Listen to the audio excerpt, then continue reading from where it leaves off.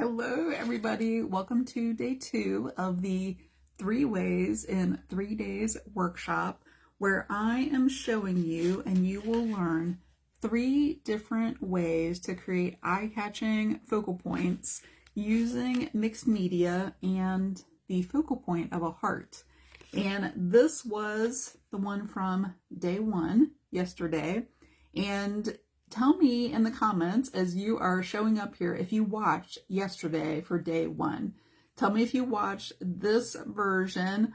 I completed it yesterday, and Marion, who watched yesterday, told me I did it in 18 minutes. I don't know if that was completely accurate. I felt like it took the video was a little bit longer, but tell me if you watched day 1, which was the added focal point. That is what I'm calling this one, is the added focal point. And it is because the focal point of the heart was actually added on to the background. I loved seeing all the versions, all the interpretations of your particular way of doing your focal point for the added heart on there. There were all different kinds of colors, all different kinds of papers, all different kinds of interpretations. And if you have not seen those, go to Featured and go to the post that says Share Your Day 1, and you will see all of the different versions. It is not too late for you to add your version on there. So if you did day 1, you'll just go to that post and you can add it onto there. You can definitely post it in the group too and just post it in the feed. But if you would like to be added into an entry to the giveaway that I'm going to be doing on Monday, and I'll tell you a little bit more about that, I want you to put it in that post. So you can put it in the feed, you can put it in there, you can put it in both places. But if you want an entry into the giveaway, make sure you put your version. I have a couple of questions to ask you. If you did watch yesterday and you completed day 1, I want to know, how did it feel to use up some of your supplies that maybe you hadn't used before? How did it feel, like the process of kind of doing something maybe a little bit smaller than you're used to? And how did it feel to get it completed? How did it feel to get it finished? And I am curious, if you kept track of time, how long did it take you? I'm just curious, like if you can put in the comments, like how long did it take you if you did complete day 1? Couple of things before we start day 2, and I'm just gonna look at my notes over here to make sure that I have everything. Did you mark going for day 3? Because you don't want to miss day 3. I would say that day 3 is probably the technique that I use the most. It is like this magical process of making the focal point come forward and making the focal point show up. So don't miss day 3. If you go to Featured, there is an event, and right underneath the title of the event, there are all 3 days. So click on Friday, mark going, and you will get a notification from Facebook about the event starting. That may be how you got notified today, was if you had marked going for today and you got the notification from Facebook that we were starting. If you would like a text reminder, I sent out a text reminder right before we started for those people who have opted in to get a text from me, basically just when I'm live in this group. If you would like to get a text, just comment text here and I will make sure that you have that. It's also in Featured. I've posted it in the group. It's in the event, I believe. It's in the cover photo of this group. So there are multiple places you can find that link, but if you would like to be texted, just put text in the comments here, and then that way I'll make sure that you get a direct link to be able to do that. If you would like to register for the event, you'll get emails. Now, I will tell you, I had full intention of sending out an email, and I will still do that today with the replay from yesterday, but I was so enjoying seeing all of the people who had submitted their photo of day 1. I'm putting together something a little special, and I was waiting until the last minute, and I did not get that sent for today. So what I'm going to do is put both of the replays, both of the posts of anyone who submits their photo of their project from day 1 and day 2, and I'm going to put together an email that will get sent out. But I want you to register to be able to get that email. That means I want you to get onto the list. If you have already been added onto my email list, I don't want you to continue to get things specifically about this workshop if you don't want to receive those.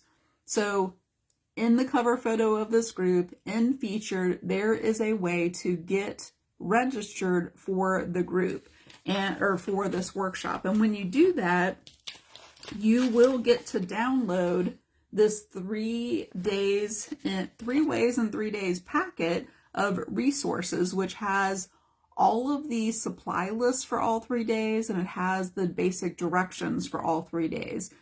So it really is something that you can have to be able to repeat the steps of the processes of all 3 days so that you can do these anytime.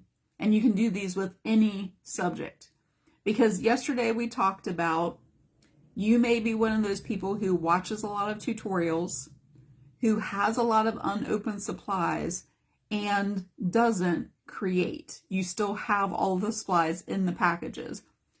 These 3 ways in 3 days, the supply list and the directions, can be repeated anytime. Anytime you are stuck and don't know what to create, you could pick up this packet of resources and say, I'm going to choose day 1, which was the added focal point. I'm going to choose day 2, which is the positive one that we're going to do today, the positive focal point. Or day 3, which you don't want to miss, the negative focal point. And they're just ones that you can pick up and repeat. So with all of that, let me see if I have anything else. I do have some surprises for you today. I'm going to show you some examples, and I'm going to show you something that I forgot to show yesterday. And I'm going to tell you a little bit more about the giveaway. So with that, I am going to go ahead and move my phone over to the stand so you can see down onto my table, and we're going to get started on day 2. Let me know if you're creating with me. Today, you may have to have a little bit of drawing time, but you could probably create this one right along with me. So if you have some supplies and you're creating with me, let me know that. I want to know. So let me go ahead and turn my camera around here, and I will get it moved over onto the stand. And you probably saw an image right there that I'm going to show you a little bit later. You may have seen that. Let me get this kind of situated right over top. Let me move my dirty water out of the screen there. So I have the resources right here, and I am going to be looking at day 2 for the supplies and the basic directions. There's only 6 steps today. Pretty simple technique that I'm going to show you today. And I'm just going to, same as I did yesterday, kind of show you the supplies as I go and create. You want to have the 4x4 square, 4.5 by 4.5 inch square that we created yesterday from the watercolor paper. I think that I had some people ask questions about, what if I don't have watercolor paper? And you can definitely use something else. You just want to make sure that it's a thicker piece of paper. And with the technique that we're going to do today, I really suggest some kind of a watercolor paper, which is what I'm using, or at least a mixed media paper, because we are going to be adding water today. So definitely for today, you wouldn't want to use probably cardstock. You wouldn't want to use copy paper, something a little bit heavier that's going to accept the water. I feel like I'm getting these shadows right here, and I'm not positive exactly where they're coming from. They might be those papers right there. That way they're not quite as much in the screen there. And then the next thing that you're going to need is some markers. I don't know about you, but markers are one of the things I have an abundance of. I have all different kinds. Sharpies, even this one that is kind of like a Sharpie, but it's not. It's a pen mark. Don't know. I have these Caran brush markers. I have these Tombow brush markers. Tell me what kind of markers you have, because I just have an abundance of all different kinds. I have this one that I think is from the Dollar Tree. I have these Pitt, I think these are Pitt, Faber-Castell Pitt artist pens. Any kind of markers, and I have mine in pinks and reds. You can really do whatever color you want, but since we're kind of sticking with the heart theme and creating a focal point with a heart, I stuck with the reds and the pinks. And what you're going to do first, you can make sure I'm doing this on the right side here. Watercolor paper has kind of a smooth side, and then it has this rough side, and I want to do this on the rough side. For this one, you're going to create a background. And for this background, I'm just going to doodle. So you could take this piece of paper and some markers, and you could do this anywhere.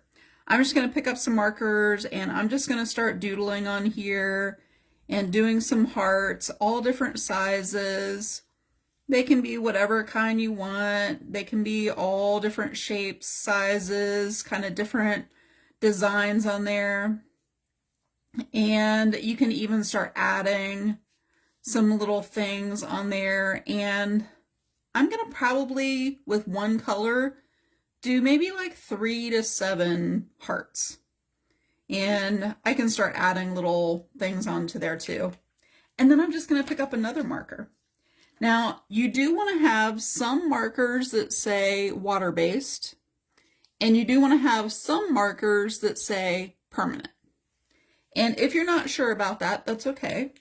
You can just use the markers that you have, and chances are some of them are going to be waterproof and some of them are going to be water-based. And we want both different kinds.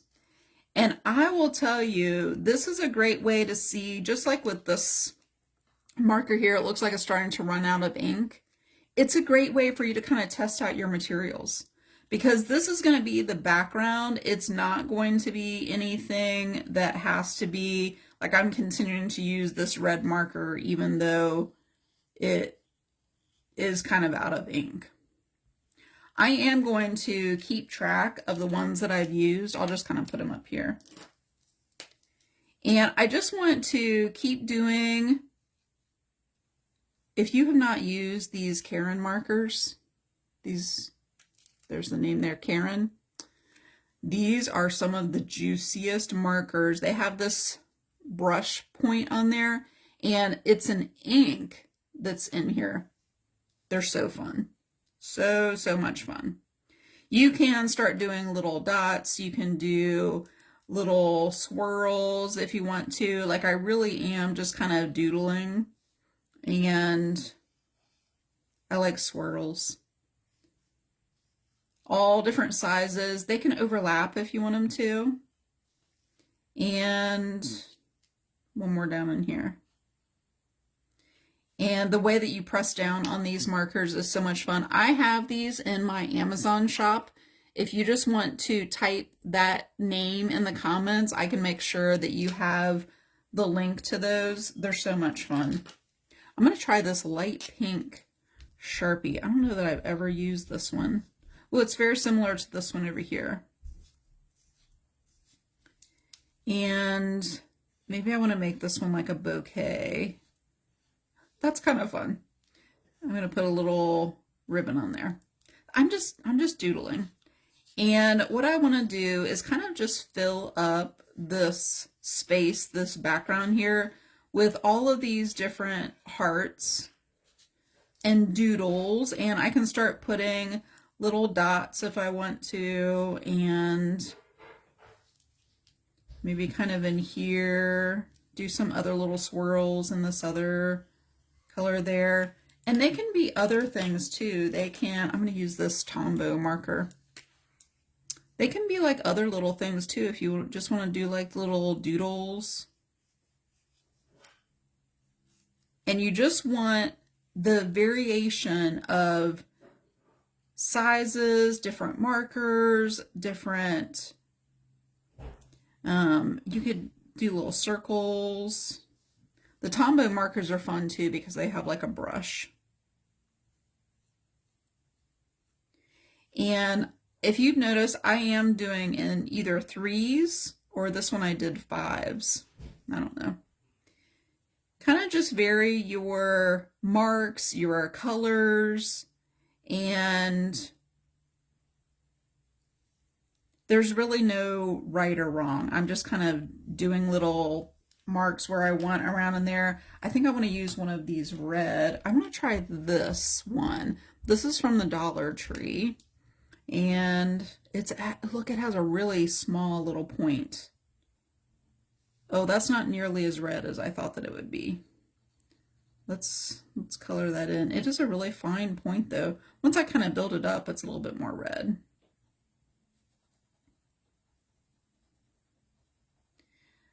Whenever you are stuck, whenever you don't know what to create, I would suggest doing something like this. Just get a piece of paper, watercolor paper. Sometimes I like to get the little small watercolor books from Hobby Lobby. They're like $3 or $4 and you get, I'll see if I have one, and you get, I don't know, 20 pages or 15 pages or something like that. And just grab some markers and just doodle on here. And it just kind of warms you up. And look, I did that one upside down. That's kind of fun. I'm going to do more of these red ones and color those in because I really feel like those kind of fill up some of those spaces.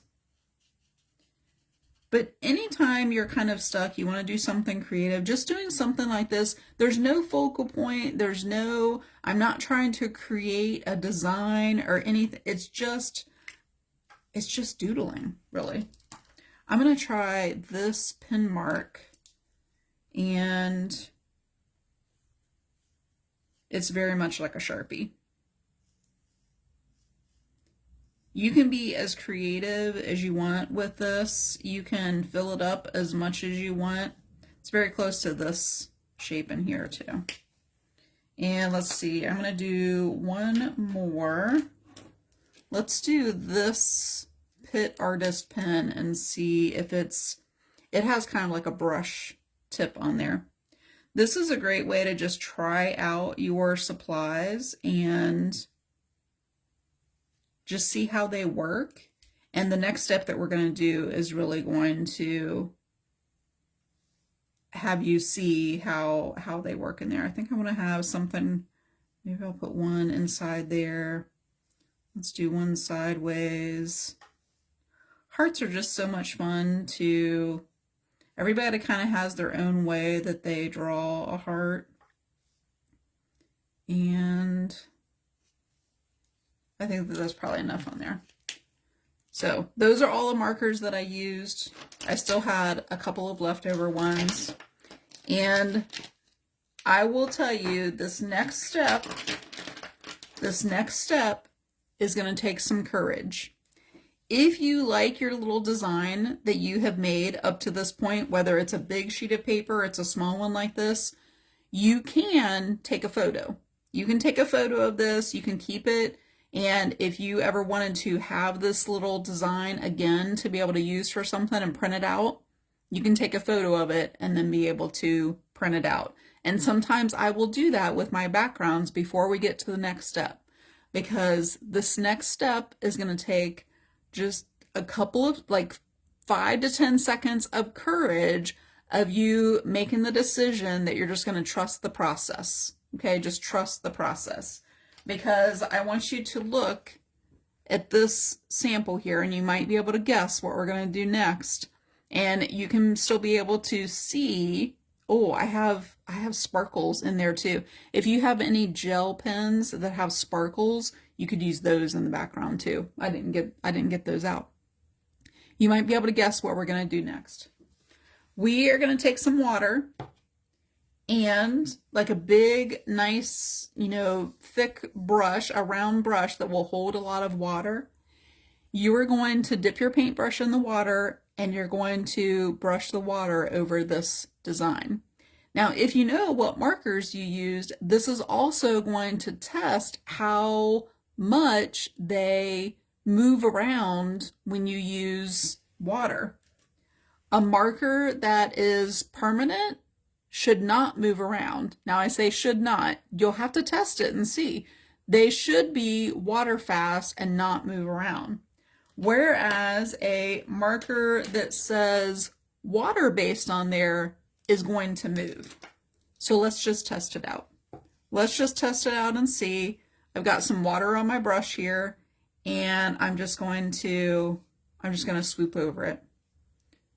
And I'm just going to kind of let the colors mix together, and you can see some of them are moving a lot. Some of them are not moving very much. And I kind of go around so that most of the paper has some water, and sometimes I'll just kind of like dot it around. And you can definitely see where some of the permanent one, they're not moving at all. Whereas these that have, there's nothing moving on that one at all. But the Tombow markers especially, and the Caran markers, they almost turn to just watercolors. And you can see how vivid some of those colors are. Now mine is starting, I love this color here. Mine is starting to kind of buckle up a little bit, and we are going to let this dry. But how fun is that? So I can't see all of my hearts. That's fine. This is just the background. And I'm just going to, for fun, I picked up some water and I'm just going to drip it because I want to see what that does, especially to this little swirl right here.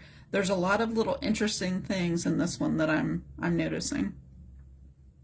And you'll start to get effects like this that look almost like a flower. You'll start to get really intense pieces of the color. And it's just a fun way to take a white piece of paper, doodle, and then you're adding some water onto here and just kind of moving some of those things around. And I like the variation of some where you can see the hearts, but then some where you really lose a lot of the heart in there. So much fun. And now you don't have a white piece of paper anymore either. So make sure this is cleaned out. Now I need to let that dry before I can do anything else to it. And I'm going to show you a couple of examples of this technique of creating a background and then making a focal point. And I did want to show you from yesterday the idea of an added focal point where I took this piece of paper and added it to a background, because that's really all that it is. Any background, any focal point where you glue it and add it on, that's this added focal point, which I am just making up these names to be able to remember easily what they are and putting them in 3 different categories. So they're my own terms. This added focal point on the background, I believe that I probably use it like 25% of the time, maybe a little bit more when I'm doing something like the Christmas card challenge that was in December. I probably use a little bit more than that, but I wanted to show you a design that I just did the other day, which you may have seen if you follow me out on my profile or on my page. You may have seen this one. I just did a background, and this was a process from a friend, an artist who has a membership, and she may be watching right now. I can't see comments. And her name is Laura McNeely. She taught this design inside of her Art and Answers membership. And this is using the very same idea of this one, having an added focal point. So I did a background, just like I did with this one. I did the background. Now, yes, there's a lot more layers. There's a lot more going on in the background, but it's still a background. It's still the process of making a background. And then this panda is separate, just like this heart is, and I glued it onto the front. Now, since this is bigger, there's a lot more that I'm not going to go into here, but I do go into a little bit more inside of my membership called Start Creating. It's my mixed media membership. And I do talk a little bit more about focal points and where to place them and, you know, contrast and a lot of the different elements and principles of design to create a composition. With this idea that I'm showing to you, the composition is, I mean, it's just the heart. So there's not other things going on. But I just wanted to show you this from yesterday that I didn't show to you, that it's using that same technique. But let me show you a couple of other ones here that I have. Well, that's drying. It won't take too long. There's really just a couple little wet spots there. But this is from my Christmas challenge, my Christmas card challenge just this past year. And this was a design where I created the background, and then the focal point of these leaves and this little bow here was positive. It was, I painted on top of this background. So I'm not gluing anything on, but I am painting the focal point over top. And then this was another one here.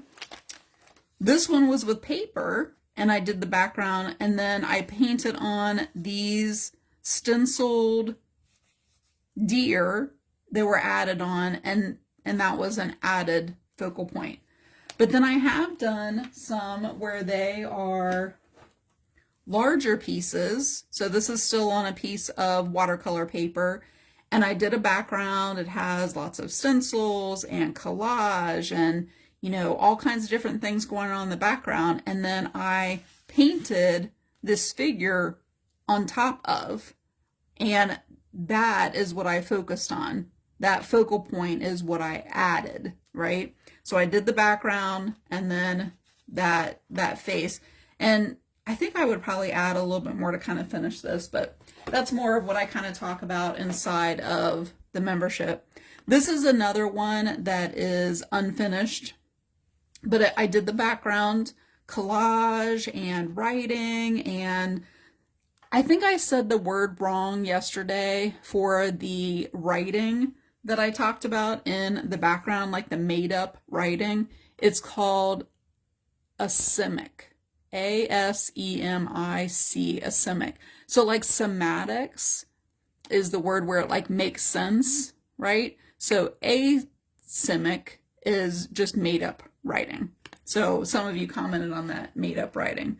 But I did some of that kind of like writing in the background and the collage, and then I am doing this as the focal point where I'm adding on. I'm focusing on that face and, you know, adding some other things up there that I just haven't finished yet.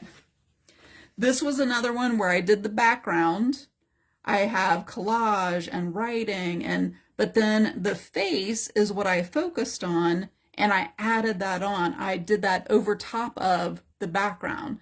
So it's a little bit more advanced than what we did yesterday, when you're taking the background and then you're creating the focal point on top of, but incorporated in with.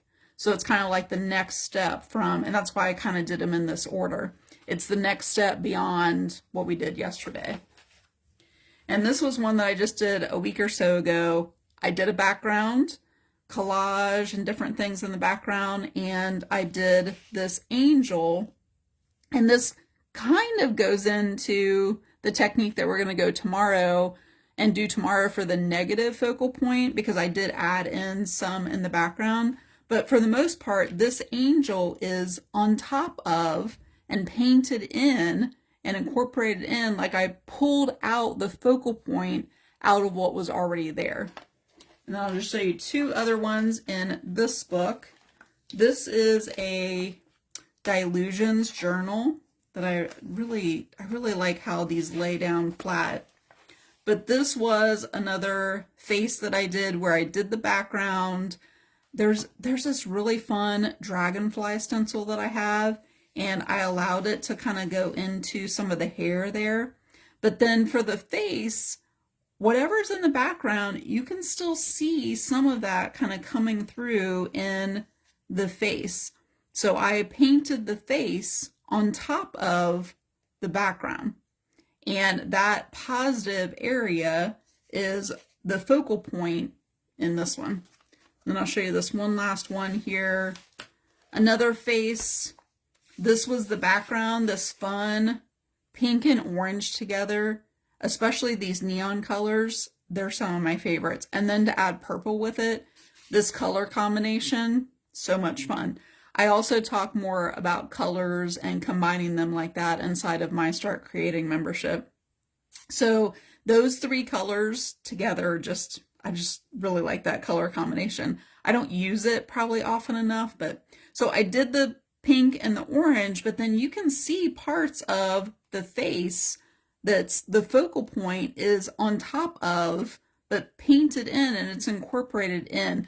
Whereas yesterday we covered up the background, this is incorporating it in. It's really, it feels all unified together because there's some of this background that's kind of coming through. And those are just a couple of the examples of how I use this technique. When I say that I use these techniques all the time, they are the techniques that I use. Like, they really are. So we're going to take this little heart here. And remember yesterday I told you to keep the cutout piece, which I put aside now, but keep the cutout piece of the heart that we had yesterday. Here it is. So this little heart that we cut out yesterday where we folded in half. And I know there was someone who said they wanted to, you have to make sure that the middle of your heart is along the fold. I think it was Donna who said, she might not have been the only one, but she cut out her heart the wrong way because she drew it on the open part over here. So this little cutout piece we are going to use, and you can look after you draw this on here and you can decide maybe you want to have it going this direction, right? Because I drew some of the hearts going sideways and upside down, I could really turn this whatever way I wanted. I think I kind of like this as the bottom. I think I do.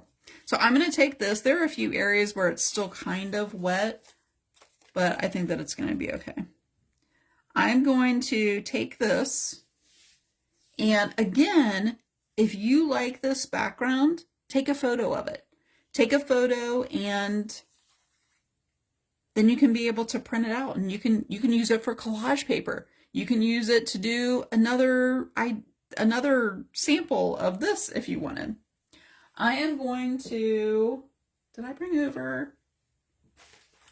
I have so many different things on my table. I don't think that I brought over a palette to put my paint on. Here, I'll use this. Do you ever use these throwaway palettes? That's what that is. So I'm going to take a pencil and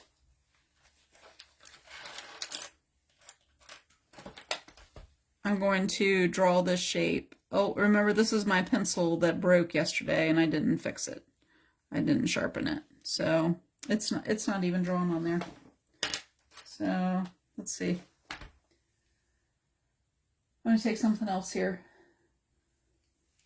I just have like a little, I don't know, little charcoal like pencil. It draws on a lot of things.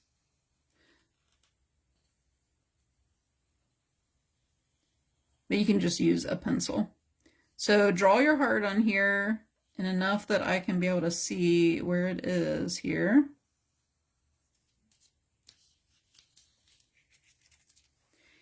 This could be any shape. You could do this with a star. You could do it with a panda. It would be fun to be able to do the idea with the panda, but in all three different focal point techniques that I'm going to show you this week. It could be like that. What I'm going to do is to paint in this heart, and I'm still going to be able to see the underneath. You still want to be able to see some of your background come through, because that's just going to add interest, and it's going to have it all come together. And what I'm going to do, a lot of what I get asked about is making something look 3D, shading, how do you blend colors, and that's what I'm going to show you with doing this heart here. So it's going to be a lighter color inside and then a darker on the outside, and I'll show you how to do that. But I'm just using the shape of the heart and basically two colors. So I'm going to use pink and red, or pink and white, or, you know, just two colors. You could make it a different color if you wanted. It wouldn't have to be. I think I'm going to use these two. I have this neon pink, which is a peach color. It's a peach punch. And you could use, I have this neon sizzling pink that I really like, but I think I want to use this one today. And I'm going to have a little bit of that. I probably don't need very much. And then I have this Crafters Collection, which is from Hobby Lobby. This is in fuchsia. That'll go really well with some of the more fuchsia-like colors that I have on there. And you just need a little bit. I think I'm going to take that same brush that I used before. And if your paint is very thick, you might want to add just a little bit of water. I mean, I still have some water in my brush from when we painted this on here. But the reason you want a little bit of water is because you want it to be a little bit transparent to be able to see some of the design underneath. So you don't want it a really opaque paint, meaning you don't want it to cover up that whole background. And you can see where my Sharpie, the permanent markers, they show through, you know, quite a bit. And even though this isn't completely dry, I kind of like that it's mixing in with some of the paints. Like I got a little bit of that kind of mixed in. I kind of like this peachy pink punch kind of color. It's kind of fun. This color is really really kind of coming through too. It's really intense. So see on this area right here, I can see a piece of the heart outside in the background, but I can still see it inside of here. And it just creates this interest, the same with this heart over here. And it makes it start to look as if this heart is popping forward. It's lighter than the rest of it, and there's, you know, it makes it look like it's on top of what's behind here. I mean, it almost already looks 3D just because of the pencil line. Now I'm going to switch paint brushes, and I'm going to use, I have it over here.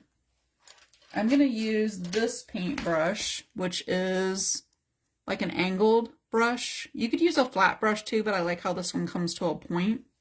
And I'm going to pick up a little bit of that peachy color that I used, but then I'm just going to touch the very tip of my brush in that darker fuchsia color, and I'm just going to kind of brush it down so it's kind of blending in to what I already have on the brush.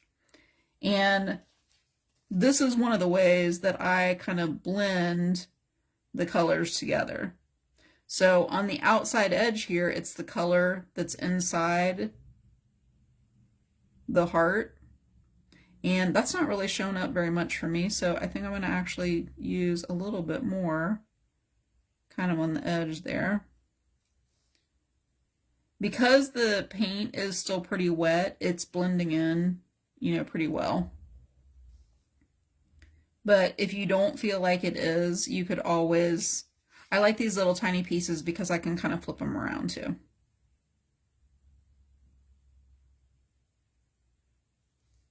So I feel like whenever you want to shade like this, you want to have two colors blend together. It works better if the paint is wet, or if you have paint on your paintbrush that's the color that you want to blend it in with. Now there are so many different things I think that you could do even with this little tiny design.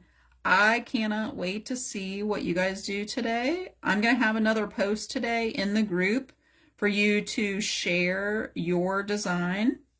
And remember, if you add your photo, I am going to choose from everyone who adds their photo in the post from yesterday and the one from today, and then from tomorrow also. I'm going to go ahead and get a little bit more of this peachy color because it's starting to dry out a little bit. I can kind of tell because it was getting more of a harder line right there. And see, once I went in, then it blended in a little bit more.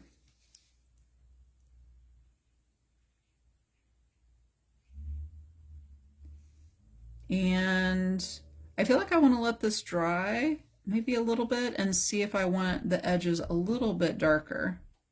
I might want them a little bit. But make sure you have just that darker color on the outside edge. And see, now I'm kind of blending that. It's a little bit too hard of a line. I don't have very much paint on my paintbrush. And it starts to give me some kind of fun effects on there.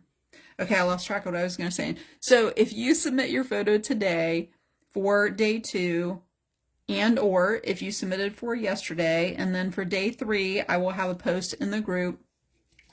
You're going to have an entry. So if you do all 3 days, you're going to have 3 entries for the giveaway that I'm doing on Monday. Now on Monday, I'm going to take my stamp pad that I had yesterday. This is the Marvelous Magenta. I might have used a pink one yesterday. And I'm going to do like we did yesterday and do the edges. Oh yeah, this is definitely more of a magenta. But if you add your photo, I'm going to do a giveaway on Monday. Now on Monday, that giveaway is going to be out on my public page because I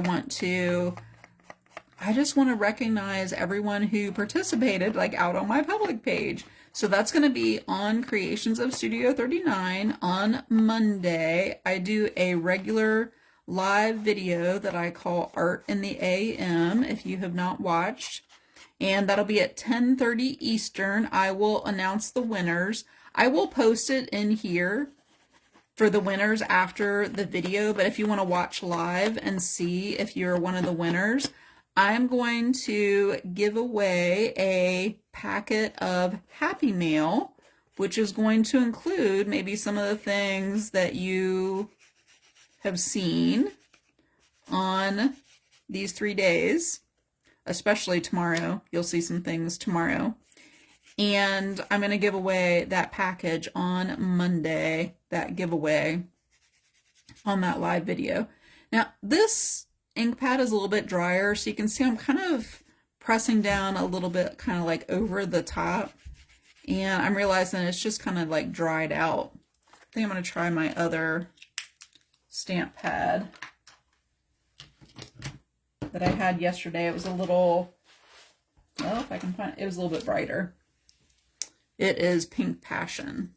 So this one that I used yesterday. I do like the magenta, but it wasn't giving me enough of a dark edge. There we go. Have a little bit more ink in there. And I wanted like darker edges. So tell me if you're going to do day 2, you're going to do this positive focal point, I'm calling it. And maybe tell me what colors. Are you going to use the pinks and the reds, or do you have a different color idea in mind? I love seeing the different color ones yesterday and all the different, it may depend on what kind of markers you have. Now, I actually kind of like, once this dried a little bit, now they're all different kinds of things that you can do afterwards to add to this. You can do a word in there. You could do things with the edges. I'm going to keep it like this, but I would love to see your creative ideas. But this is the positive focal point, where you take a background, any kind of background. It can be collage, it can be like this doodle, it can be the writing, any kind of background, and you are, for the focal point, painting over top of it so you can see some of the background. It's definitely a more, I think it adds more interest because you can see kind of what's underneath, and it unifies all of it together more than if you're doing the, where you're adding it, because that covers up everything underneath, where to me this has more interest because you can see like what's underneath. You can see like that depth. It just creates like a whole different layer of depth. That is day 2. That is for the positive focal point. I can't wait to see yours. I'll have a post that will have these 2 pictures like I did yesterday. It'll be in featured, so you can look for that. You can definitely post it in the feed. And then I will tell you for tomorrow, probably my favorite technique, it's going to be the negative. And let me just go ahead and tell you what supplies you need for this one, because it's probably going to be the most supplies that we've used out of the 3 days. You want papers, and I would suggest that for the collage part of this, which we're going to do over the whole background on this one, I'll tell you more tomorrow, I would make it papers that you've made. So I have this whole stack of papers here. I had taken a class where we had made all of the, well, there's a couple in there that aren't made, but we made all of these different kinds of paper.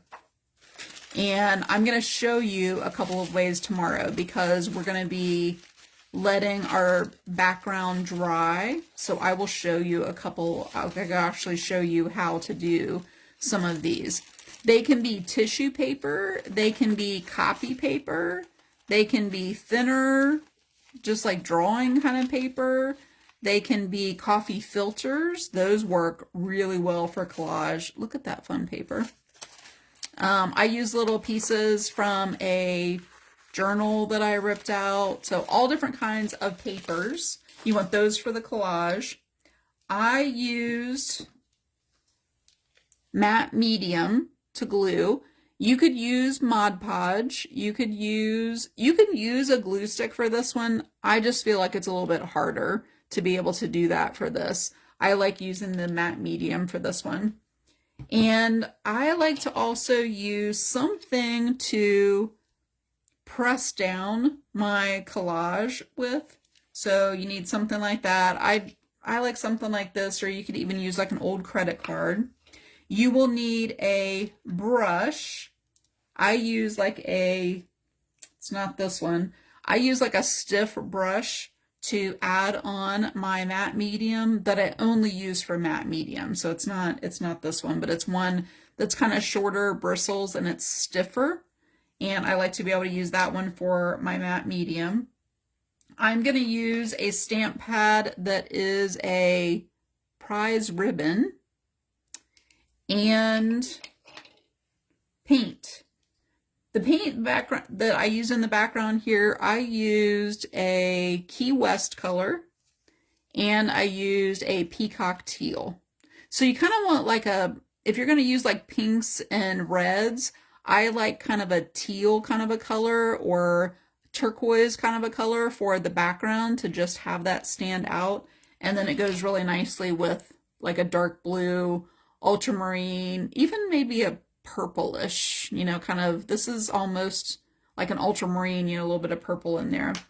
And those are the things that you're going to need tomorrow for the negative focal point.